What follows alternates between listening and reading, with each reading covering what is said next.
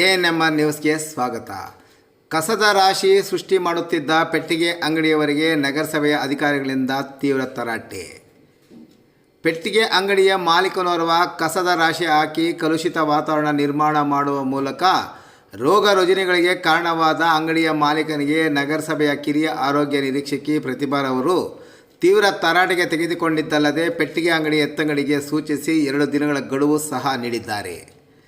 ನಗರದ ರಾಮಕುಂಟೆ ಪ್ರದೇಶದ ನಗರಸಭೆಯ ಜಾಗದಲ್ಲಿ ವ್ಯಕ್ತಿಯೋರ್ವ ತಳ್ಳುವ ಬಂಡಿಯ ಜೊತೆಗೆ ಪಕ್ಕದಲ್ಲಿ ಪೆಟ್ಟಿಗೆ ಅಂಗಡಿಯನ್ನು ಇಟ್ಟುಕೊಂಡು ಅಂಗಡಿ ನಡೆಸುವ ಮೂಲಕ ಅಂಗಡಿಯ ಸಮೀಪದಲ್ಲಿ ಕಸದ ರಾಶಿಯನ್ನು ಸೃಷ್ಟಿಸಿ ಅಶುಚಿತ್ವಕ್ಕೆ ಕಾರಣವಾಗಿರುವ ಬಗ್ಗೆ ಸಾರ್ವಜನಿಕರು ನೀಡಿದ ದೂರಿನ ಮೇಲೆ ಸ್ಥಳಕ್ಕೆ ತೆರಳಿದ ನಗರಸಭೆಯ ಕಿರಿಯ ಆರೋಗ್ಯ ನಿರೀಕ್ಷಕಿ ಪ್ರತಿಭಾರವರು ಪೌರ ಕಾರ್ಮಿಕರ ಮೂಲಕ ಅಲ್ಲಿ ಶುಚಿತ್ವ ಮಾಡಿಸಿದಲ್ಲದೆ ಅಶುಚಿತ್ವಕ್ಕೆ ಕಾರಣರಾದ ಪೆಟ್ಟಿಗೆ ಅಂಗಡಿಯ ಮಾಲೀಕನಿಗೆ ಎಚ್ಚರಿಕೆ ನೀಡಿ ಅಂಗಡಿ ಎತ್ತಂಗಡಿಗೆ ಗಡುವು ವಿಧಿಸಿದ್ದಾರೆ.